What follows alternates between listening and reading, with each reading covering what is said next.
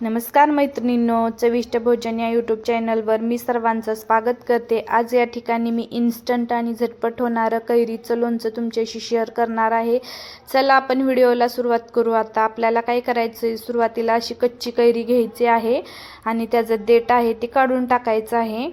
आता आपण ह्या कैरी कट करून घेणार आहोत आणि याचं उभं काप करून घ्यायचं आहे।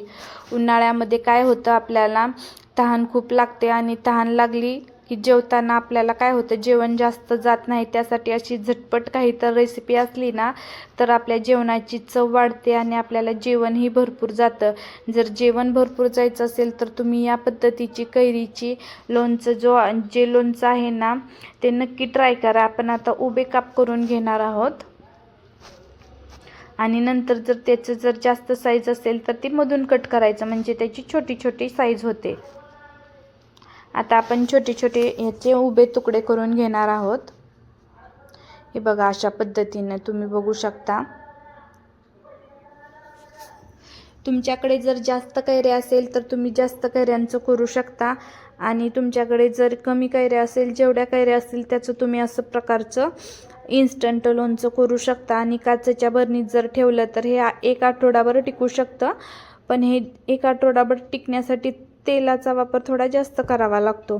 अशा पद्धतीने आपले कैरीचे उभे तुकडे कट करून झालेले आहेत। चवीला पण कैरी खूप छान लागते। कैरी जास्त जर गोड असेल तर चव छान नाही लागत, थोडीशी आंबट गोड मिक्स असेल ना तर चवीला छान लागते मुरल्यानंतर।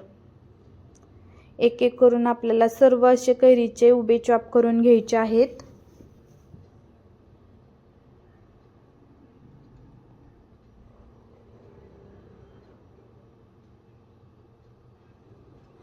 आतमध्ये जे आपल्याला त्याच्या बिया असतात ना त्या बिया काढून टाकायच्या आहेत, कारण बी राहिलं तर जास्त दिवस लोणचं टिकत नाही।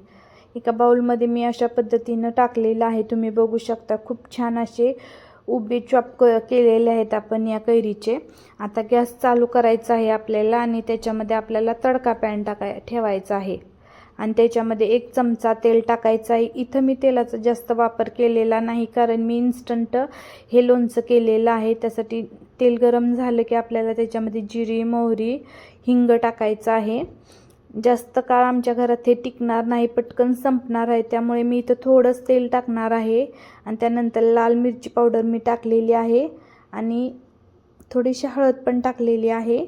त्यानंतर या बाउलमध्ये मी जो तडका आहे तो टाकलेला आहे आणि वरून थोडंसं जास्त स्पायसी किंवा तिखट होण्यासाठी मी थोडंसं तिखट आणि मीठ टाकलेलं आहे आणि चमच्याने आपल्याला हे व्यवस्थित मॅरिनेशन करून घ्यायचं आहे। तुम्ही हाताने मॅरिनेशन केलं तरी चालेल, कारण हात स्वच्छ आणि कोरडा पाहिजे। कारण काय होतं, पूर्ण मॅरिनेशन होण्यासाठी हाताचा वापर करणं बेस्ट ठरतं, कारण सर्वत्र मसाला लागत नाही। त्यासाठी मोठं भांडं घ्यावं लागतं। मी छोटंसं वाटी घेतल्यामुळे काय होतं, सांडते, त्यासाठी मी इथे हाताचा वापर करते, परंतु हात माझा स्वच्छ धुतलेला आणि कोरडा होता।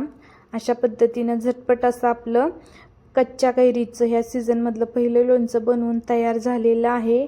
हे तुम्ही वरण भातासोबत किंवा चपाती, भाकरी किंवा तुम्ही जर एखादी चटणी वगैरे कोणती खात असाल, चटणी भाकरी, त्याच्यासोबत जर हे साईडला घेतलं तर तुम्हाला 2 चपात्या आणि 2 भाकरी जरा जास्तच जातील। तुम्ही या पद्धतीचं लोणचं जरूर बनवा, चवीला पण खूप छान लागतं। अगदी लहानांपासून मोठ्यापर्यंत सर्वांना आवडतील अशा पद्धतीनं हे लोणचं आपलं बनवून तयार झालेलं आहे। चवीला पण खूप छान लागतं। या पद्धतीचं लोणचं पण तुम्ही जरूर बनवा आणि कसं झालंय ते सांगायला विसरू नका। आमचा व्हिडिओ तुम्हाला कसा वाटला, आमचा व्हिडिओ आवडल्यास आमच्या चॅनलला लाईक, शेअर, सबस्क्राईब आणि कमेंट जरूर करा। अगदी झटपट आणि कमी वेळात होणारं हे लोणचं आहे, प्रत्येकाने हे जरूर बनवावं। व्हिडिओ आवडल्यास आमच्या चॅनलला सबस्क्राईब, लाईक, शेअर जरूर करा। धन्यवाद।